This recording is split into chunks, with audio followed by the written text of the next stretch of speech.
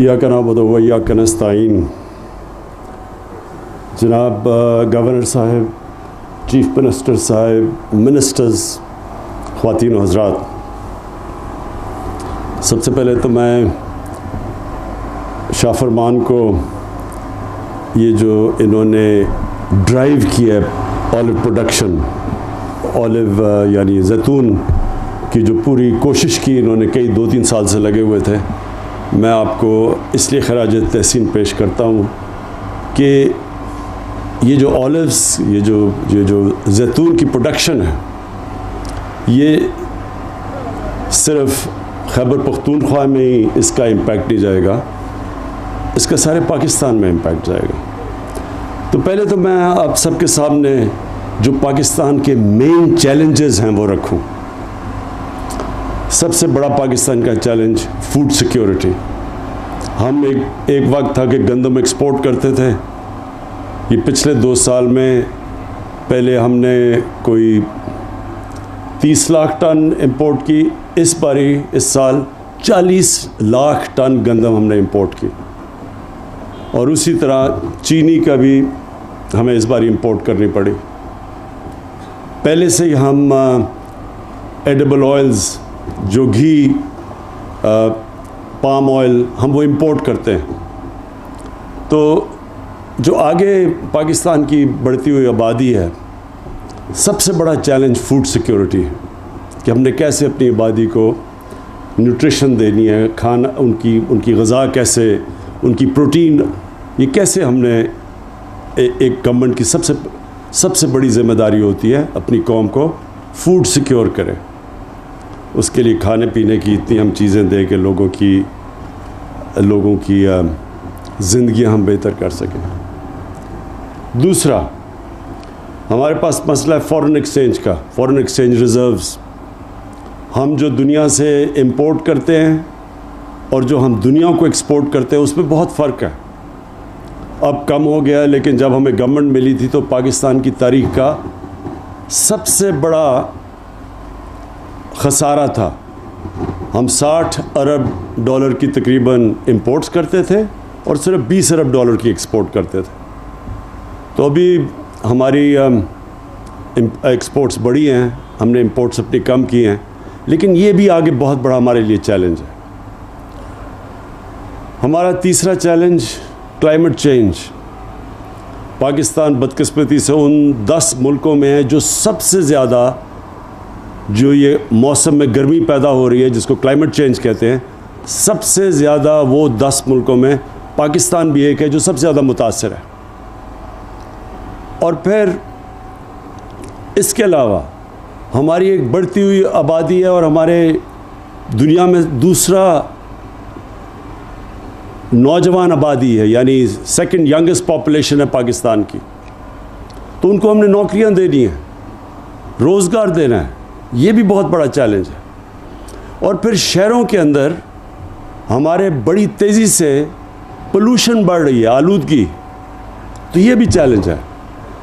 तो ये जो हम अपने 10 अरब दरख्त, 10 बिलियन ट्री सुनामी, इसका क्या, सबसे पहले इसका मकसद ये है कि जो आने वाली आगे हमारी नस्लों को सब ख़तरा क्लाइमेट चेंज से है, इससे ये जो हम 10 अरब दरख्त लगाने का हमारा चैलेंज है, इससे हम अपनी आने वाली नस्लों की हिफाजत कर रहे हैं।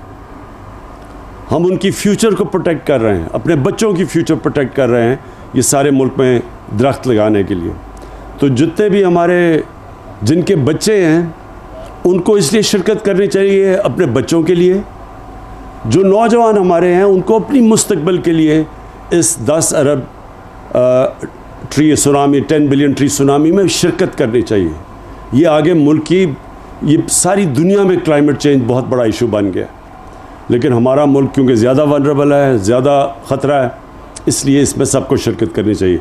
तो ये जो आज हम ये ऑलिव प्लांटेशंस की, ये जो जैतून के दरख्तों की हम पूरा ये आज प्लांटेशन कर रहे हैं इतने बड़े इलाके के अंदर, इसका एक तो ये मकसद है कि हम अपने मुल्क में शजरकारी कर रहे हैं। दूसरा मकसद कि जो जैतून है, ये इससे फ़ॉरेन एक्सचेंज आ सकता है। जिस पैमाने पे हम यहाँ जैतून के दरख्त लगाने जा रहे हैं, तो बजाय पाकिस्तान इस वक्त अपना कीमती डॉलर्स अपने खर्च करे बाहर से एडिबल ऑयल्स इंपोर्ट करने के लिए, अगर हम कामयाबी से ये पूरी तरह जो अब हमारा प्लान है सारे पाकिस्तान उस इलाके में जिधर जैतून लग सकता है और खैबर पख्तूनख्वा के अक्सर इलाकों में लग सकता है, ये जो दरिया सिंध है इसका जो राइट बैंक है सारा सुलेमान रेंज तक ऊपर कबाली इलाका, ये सबसे बेहतरीन इलाका है जैतून के दरख्तों के लिए।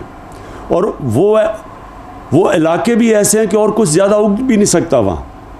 वो जो सारा सुलेमान के जो पहाड़ हैं वज़ीरिस्तान के अंदर, जो मैं ख़ुद देखे हुए, उधर और ज़्यादा चीज़ें उग नहीं सकती। तो जैतून के लिए वो सबसे बेहतरीन इलाके हैं। तो ये सारा बलूचिस्तान तक नीचे बेल्ट जो है, ये सारे इलाके के अंदर जिधर और कोई चीज़ उग नहीं सकती, वहाँ जैतून के लिए वो बेहतरीन इलाके हैं।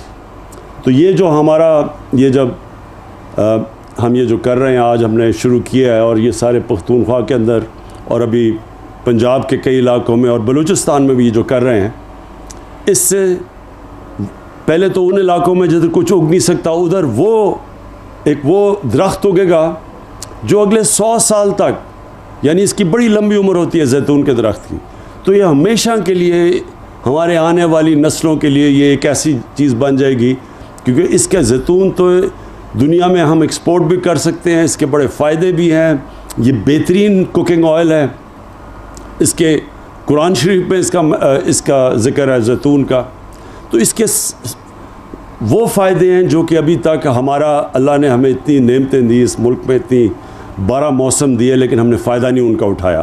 तो ये उसका अगला स्टेप है। फिर रोज़गार, ये जो शाह फरमान ने बात की, इन इलाके में हम नौजवानों को उनके साथ मिलकर रोज़गार दे सकते हैं। हम ये जो इसकी प्रोसेस के अंदर बड़े नौजवानों को नौकरियां मिल सकती हैं।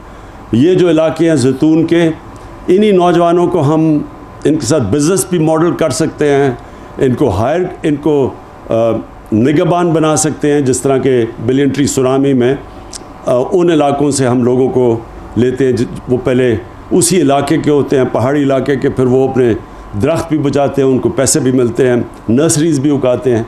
तो इससे पूरा एक रोज़गार का सिस्टम बन जाएगा नौजवानों के लिए।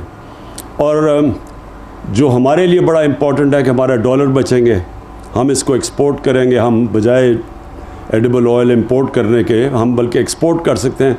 हम तो जो हमने ये पोटेंशियल देखा पाकिस्तान का, स्पेन में बहुत ज़्यादा वो जैतून का तेल एक्सपोर्ट करते हैं, तो हमारा तो स्पेन से भी ज़्यादा पोटेंशियल है। हम तो दुनिया के टॉप एक्सपोर्टर बन सकते हैं जैतून का। और इंशाअल्लाह जो हम साथ साथ जो हमारा बड़ा मसला बना हुआ है आलूदगी का शहरों के अंदर, वो तो जो हमारी 10 बिलियन ट्री सुनामी और जो शहरों के अंदर अर्बन प्लांटेशन है,